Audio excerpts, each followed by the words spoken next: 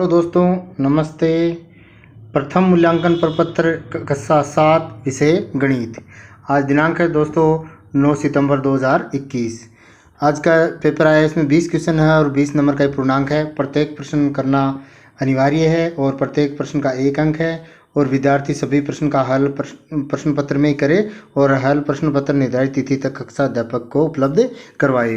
तो ये जो पेपर आया है आज का, ये आपको प्रथम टेस्ट के रूप में माना जाएगा और इसके प्राप्तांक आपके रिजल्ट के अंदर जोड़े जाएंगे। तो देखते हैं दोस्तों, पहला प्रश्न आया, निम्नलिखित में से कौन सा विकल्प सही है। तो देखते हैं दोस्तों, जो अब देखो पहला है -2 बड़ा है 1 से, तो माइनस की संख्या तो वैसे छोटी है, ये गलत हो गया। उसके बाद में देखते हैं -1 और 1 बराबर है नहीं, 1 प्लस का 1 माइनस का, ये भी नहीं है। फिर देखो -3 से छोटा है, -4 को बड़ा दिखाया, इसको छोटा दिखाया, जबकि ये -3 है, ये जो बड़ा होगा इसके अंदर दिखाया गया -3 से बड़ा है -1, तो इसके अंदर द नंबर का ऑप्शन सही होगा, क्योंकि ऋणात्मक संख्याएं छोटी होती हैं तभी बड़ी होती हैं। इसके बाद में दूसरा प्रश्न देखो दोस्तों, दूसरा प्रश्न है, निम्नलिखित में से कौन सा विकल्प पूर्णांकों को आरोही क्रम में व्यक्त करता है, यानी पहले सबसे छोटी, फिर बड़ी, फिर और बड़ी और फिर और बड़ी। तो देखते हैं दोस्तों, पहले -5, फिर 2, फिर -2, तो ये तो गलत हो गया क्योंकि -2 छोटी है। दूसरा ऑप्शन देखते हैं, -5, -2, 2, 5, तो बिल्कुल ये -5 से बड़ा है -2, -2 से बड़ा है 2 और 2 से बड़ा है 5, तो इसके अंदर ब नंबर का ऑप्शन सही हो जाएगा।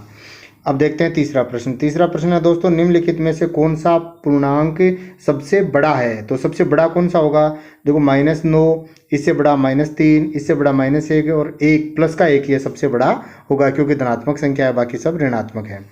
चौथा प्रश्न देखो, संख्या रेखा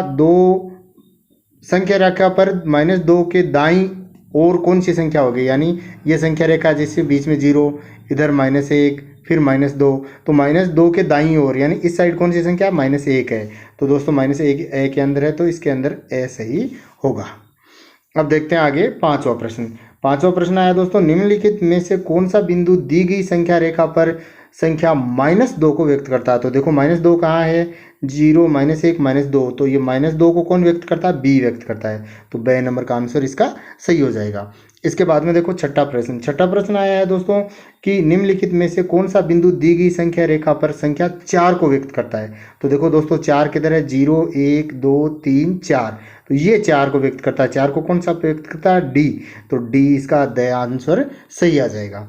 अब देखते हैं सातवां प्रश्न है, निम्नलिखित में से कौन सा बिंदु दी गई संख्या रेखा पर -2 को व्यक्त करता है। अब देखो माइनस और -2, अब माइनस क्या हो जाएगा दोस्तों, प्लस हो जाएगा, क्योंकि मल्टीप्लाई हो रहे हैं, तो +2। अब +2 को देखना है, तो +2 किधर है दोस्तों, देखो 0, 1, 2, 2 ही +2 है, तो डी, इसके अंदर डी ऑप्शन आएगा, तो द सही रहेगा। तो इसको ध्यान रखना, -2 यानी +2 को ये पूछ रहा है।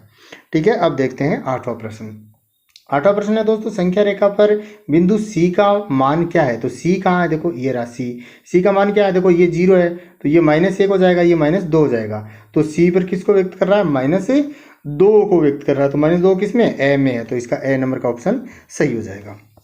अब देखो नौवां प्रश्न, संख्या रेखा पर बिंदु बी का मान, बी देखो कहाँ है, ये रहा, का मान क्या है। तो देखो ये 0, फिर -1, -2, -3, -4, -5 और -6, तो -6 किस में दे रखा है, ब में दे रखा है, तो इसका ब आंसर सही हो जाएगा।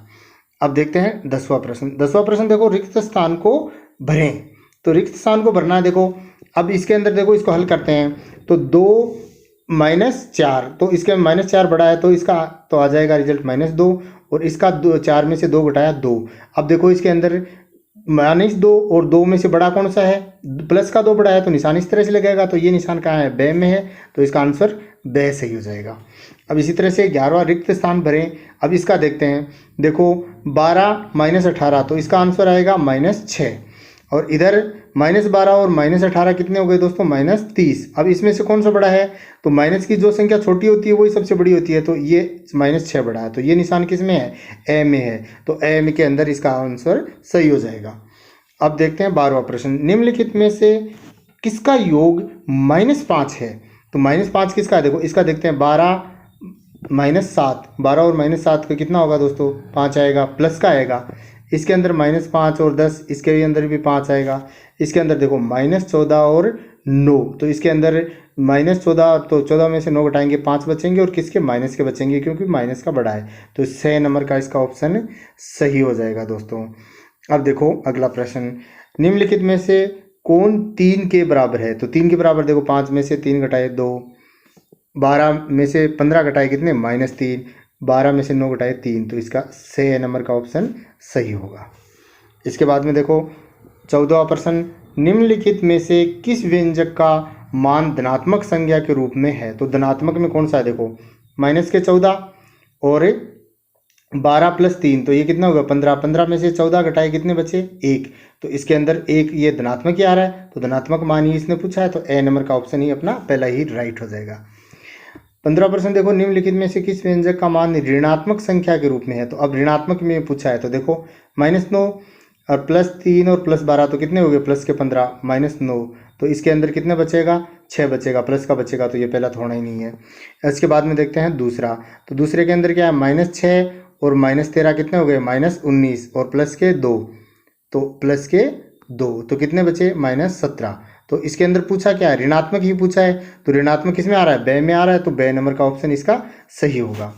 अब देखते हैं अगला प्रश्न, 16 नंबर का प्रश्न है, निम्नलिखित में से किस व्यंजक का मान 0 है, यानी 0 है। तो देखो -14 और -3 कितने, -17 और +12, तो इसका 0 होना ही नहीं है। इसके बाद में देखो माइनस के 12 हैं और प्लस के 14 और 13 कितने, 17 - 12, तो इसका भी 0 होना ही नहीं है। इसके बाद में देखो -4, -3, -4 और -1, तो कितने हो गए, माइनस के 3, 4, 7 और -8, तो 8 - 8 इसका हो जाएगा, 8 में से 8 घटाए 0, तो 6 नंबर का इसका ऑप्शन होगा वो सही होगा। अब देखते हैं 17 नंबर का क्वेश्चन, -8 गुणा 3 का मान ज्ञात कीजिए। तो देखो 8 को 3 से गुणा किया कितना आया, 24 आया। अब एक संख्या माइनस की, एक प्लस किए तो कितना होगा, प्लस माइनस मल्टीप्लाई होगा तो माइनस, तो इसका आंसर आएगा -24। -24 किस में है, 7 में है, तो इस 6 में है, तो 6 के अंदर आंसर इसका सही हो जाएगा। 18 देखो, -5 गुणा -15, तो 5 को 15 से गुणा किया तो कितना है, 75, और माइनस माइनस मल्टीप्लाई हुआ तो क्या हुआ, प्लस, तो प्लस 75, यानी सिंपल 75 जो है वो, तो बे नंबर का आंसर इसका सही होगा। अब देखते हैं 19 नंबर का, 17 गुणा 11 का मान ज्ञात कीजिए। तो 77 गुणा 11 का मान ज्ञात कीजिए।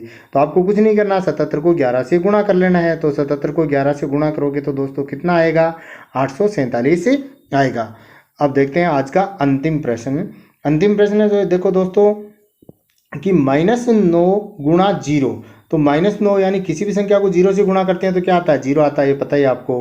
तो इसका आंसर आ जाएगा 6 तो ये था दोस्तों आज के पेपर का सॉल्यूशन। अन्य सभी विषय का पेपरों का सॉल्यूशन भी आप मेरे चैनल पर प्राप्त कर सकते हैं। इसके लिए चैनल को सब्सक्राइब करें और वीडियो को दोस्तों के साथ ज़्यादा से ज़्यादा शेयर करें। धन्यवाद।